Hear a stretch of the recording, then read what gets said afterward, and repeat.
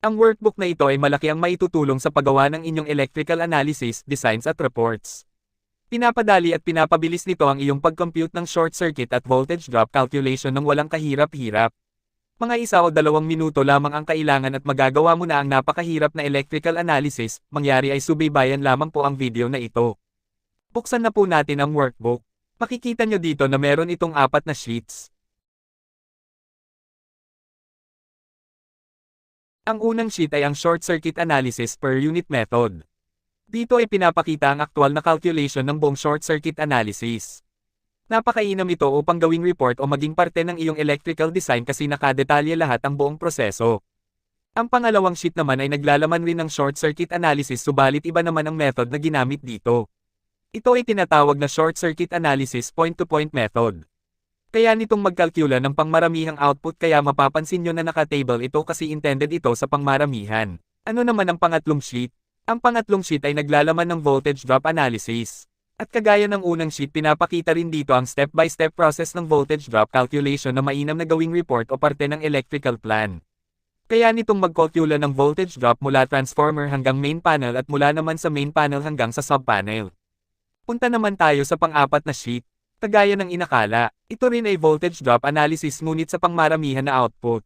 Naka-table din ito at ang method na ginamit dito ay tinatawag na exact method kung saan kinukonsidera dito ang power factor ng load. Ang mga sheets na ito ay subok na ang mga output o resulta na ipinaghahambing sa mga halimbawa na pinagbasihan ng mga aklat kaya't halika't subukan na natin ito sa tunay at aktwal na electrical plan.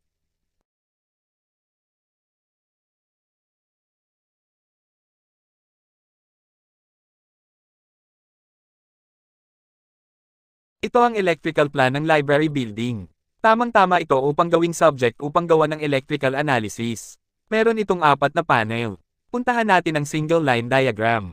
Makikita natin ang kailangan nating impormasyon. 350 kVA transformer na naka-Y delta configuration, 250 mm squared wire in 75 mm diameter PVC at 300 ampere 3-pole na main breaker sa main panel. Ngayon ilagay na natin ang mga detalye. Phase system ay 3-phase. System voltage ay 240 volts. Para naman sa base kVA ay pwede kahit anong value ang ilagay, pwedeng 1,000, 2,000 o kahit ano. Dito ang nilagay 10,000. Para sa utility available is easy ay pwede nyo itong itanong sa inyong electric provider o electric utility. Dito sa amin ay 1,000 MVA. Transformer details. Number of transformer in parallel. 1. Type. 3 transformer na nakabank. Transformer kVA rating 50 kVA sa percentage X at percentage R naman. Pwede nyo ito hanapin sa nameplate details ng transformer o i-contact ang manufacturer pero kung di nyo makita. You can use the typical value na naka-table sa libro, click nyo lang ang button na use default value. Dito naman sa bahagi ng main service wire at main breaker, una ay ang type of fault, ilagay natin ang 3-phase bolt. Ang klase ng conduit ay PVC. Sukat ay 75 mm diameter. Conductor details length ng wire ay ang distansya mula transformer hanggang main distribution panel. Dito ang distansya ay 25 metro. Wire size in mm squared ay 250. Yung X at R value ng conductor ay base sa table na nasa pinagbasehan na aklat. Pindutin ang default value at makukuha na ito. Number of parallel conductors. Sa single line diagram ay isa lang. Disconnecting means details. Type of breaker, MCCB.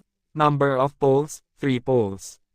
Rating ng breaker. Ang nakalagay sa single line diagram ay 300 ampere trip.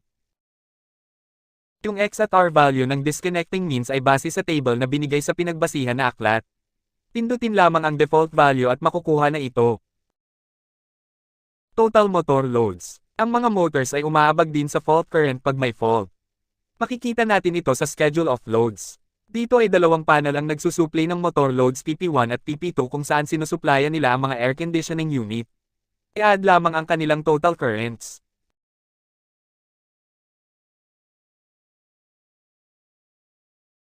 Ngayon ay meron na tayong value ng fault current sa ating main distribution panel.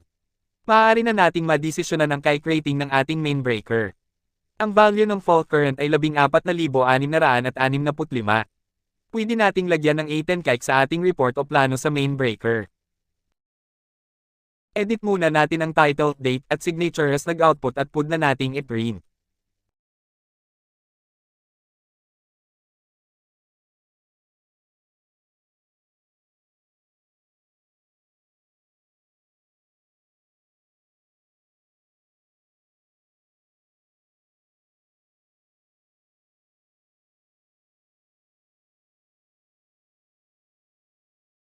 I-adjust ang margin at paper size ayon sa gusto.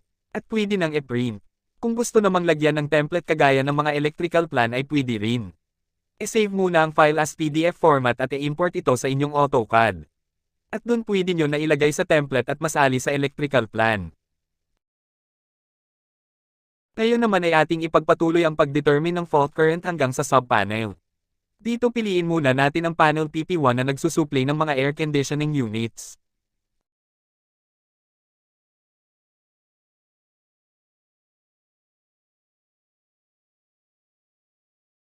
I-drag lamang po ang guhit upang masama sa output ang sub-panel fault current calculation.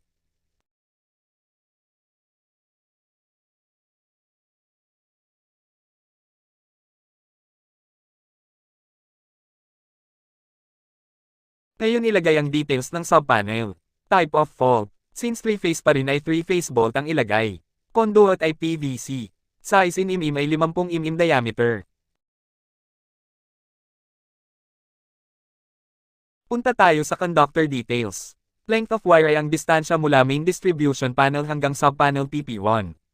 Kung ating tingnan ang riser diagram, makikita natin na malapit lang ang sub-panel PP1 sa main distribution panel. Pwede natin ilagay kahit 2 meters.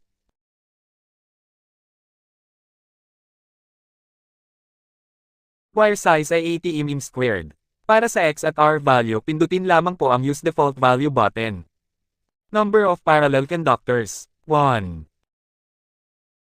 Sub-panel disconnecting main details. Type, MCCB. Number of poles, 3. Rating, 150 ampere trip.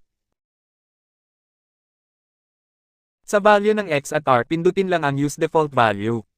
Sa total motor load, since parehas lang naman sa main distribution panel, i-click lang ang Use Default Value button. Ngayon ay meron na tayong fault current value sa sub-panel PP1 at ang fault current na nakuha ay 12,705 amperahe. Pwede nating i-specify ng 410 kike ang main breaker ng sub-panel PP1. Kagaya ng una, i-adjust lang natin ang margin, paper size at i-print. Pwede ring i-save as PDF at i-import sa AutoCAD at lagyan ng template at isama sa electrical plan. Sana po ay nagustuhan nyo ang video presentation na ito. Kung gusto nyo pong i-avail ang workbook na ito ay mag-message lang po kayo sa akin. I-send ko rin po ang video tutorial sa mga natitirang sheets. Sana po ay loobin, ingat po at God bless.